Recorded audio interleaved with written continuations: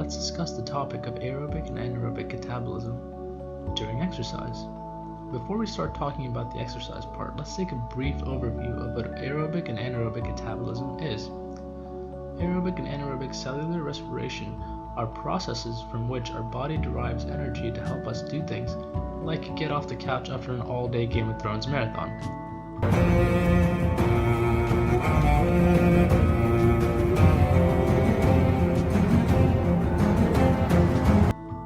There are three major metabolic pathways involved in producing this energy: glycolysis, the Krebs cycle, and the electron transport chain.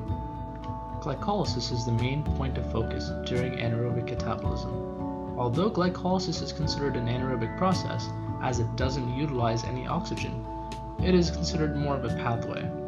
Depending on the availability of oxygen, it can either go through aerobic or anaerobic respiration. When we have very little oxygen, we go through a process called fermentation, which is bad because it provides very little ATP and makes us sore.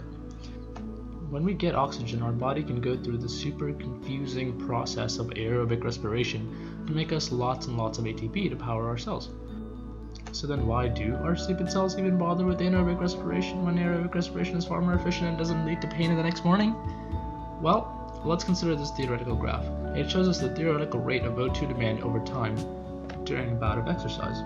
Theoretically, as you start exercising, your body will work to supply all the extra energy needed by your muscles as needed. Unfortunately, it simply doesn't work that way. Your body's oxygen reserves can't keep up with your super strong muscles.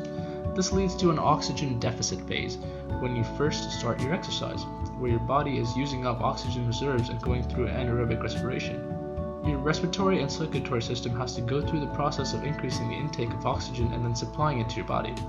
Once your body is up to speed, it is now prepared for your annual 10 minutes of exercise in the pay-as-you-go phase, where the O2 delivery must meet the full O2 demand of exercise.